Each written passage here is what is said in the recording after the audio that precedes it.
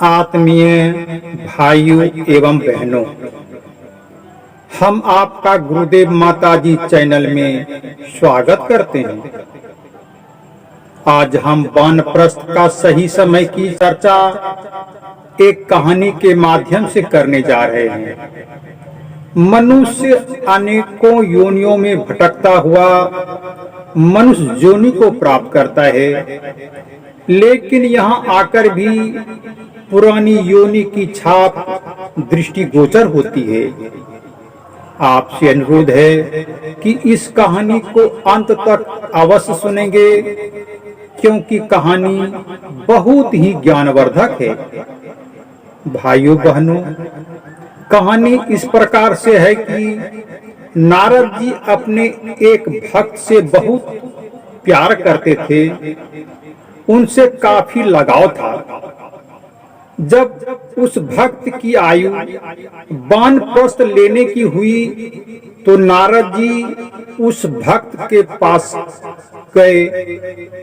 देवर्षि नारद ने उस भक्त से कहा, अब तुम्हारी उम्र वानप्रस्थ लेने की हो गई है, क्योंकि तुम्हारे सभी बच्चे समर्थ और अनुभवी हो चुके हैं। सभी बच्चे एक दूसरे की देखभाल करने लगे हैं।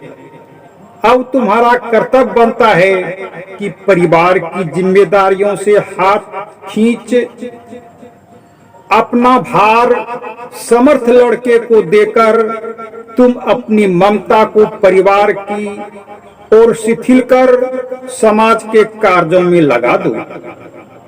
सारा समय घर के ही लोगों के लिए खर्च ना करो, वरना उसका कुछ अंश समाज देश के लिए भी समर्पित करो। नारद जी के उपदेश का उस भक्त पर कोई असर नहीं पड़ा।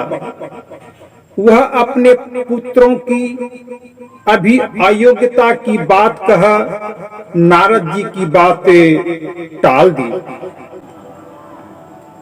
देवर्षि नारद अनेकों बार उस भक्त के पास गए, समझाने की कोशिश की, परंतु उस भक्त के ऊपर कोई असर नहीं हुआ। दिन गुजरते गए और वह बूढ़ा होकर इस संसार से चल बसा। कुछ दिनों बाद नारद जी उधर से गुजर रहे थे। उन्हें प्यारे भक्त की याद आई और उनसे मिलने चल पड़े। घर पहुंचने पर वहां पर भक्त को नहीं पाया। पाते भी कैसे, भक्त तो मर चुका था। नारद जी ने अपनी दिव्य दृष्टि दौड़ाई और देखा कि बैल बनकर उसी घर में वह रह रहा है। नारद जी उसके पास गए और कान में कहा, अब तो चलो, इस दुर्गति में पड़े रहने से क्या लाभ। बैल ने देवर्षि से कहा, हम कठिन परिश्रम करके परिवार को पालते हैं, अभी फुर्सत कहाँ है। नारद जी उसकी बात सुन उदास मन से वहां से चले गए। कुछ दिनों बाद नारद जी उसी रास्ते से जा रहे थे। सोचा अपने भक्त से मिलता चलूं। घर पहुंचने पर पाया कि बैल तो मर चुका था और अपनी योनि बदलकर कुत्ता बनकर उसी घर में रह रहा था। नारद जी कुत्ते के पास गए।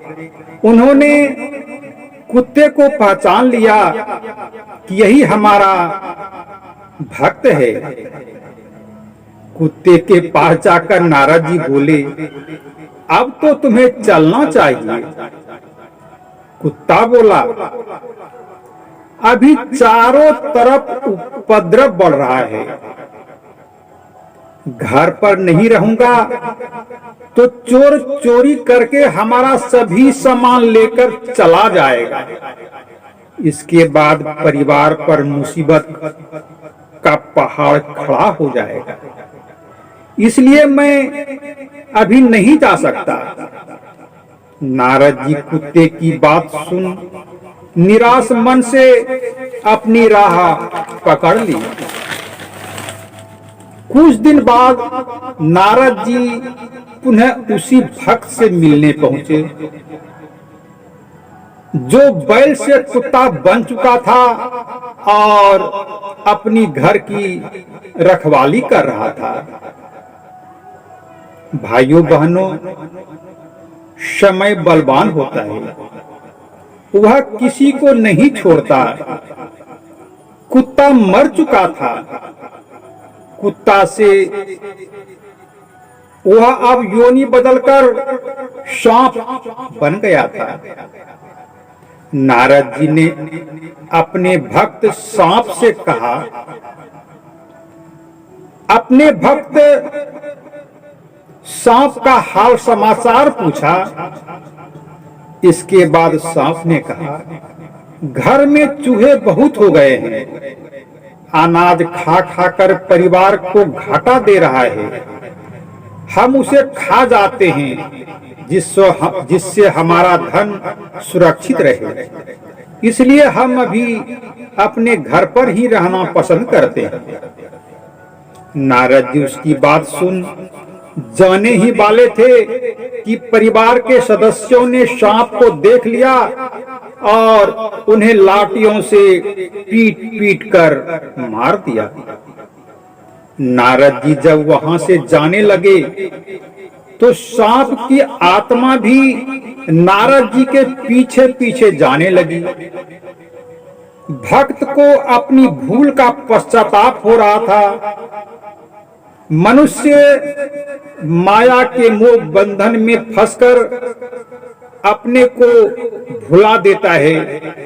नारद जी ने भी उस भक्त को व्यामोहग्रस्त का उपदेश देते हुए बोले, व्यामोह हम लोगों के साथ चिपकते हैं।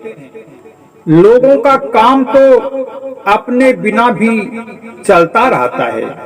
भाइयों बहनों, व्यामोह एक सहज वृत्ति या विकार प्रक्रिया है जिसे चिंता, संदेह या भय से बहुत अधिक माना जाता है, जो अक्सर भ्रम और तर्कहीनता के बिंदु पर पहुंच जाता है। भाइयों बहनों, इस कहानी से हमें संदेश मिलता है कि हमें जो मनुष्य योनि मिली है उसका उपयोग समयानुसार करनी आवश्यक है। यदि हम इस योनि का सदुपयोग करेंगे तो अपने साथ साथ समाज और देश का भी कल्याण होगा। नहीं तो हम सिर्फ योनियों में ही भटकते रह जाएंगे। भाइयों बहनों, आपसे अनुरोध है कि इस चैनल को सब्सक्राइब कर कमेंट अवश्य करेंगे, क्योंकि हमें आपका कमेंट सुनना पसंद है। वीडियो को लाइक एवं शेयर भी अवश्य करेंगे। जय गुरुदेव, जय माता जी।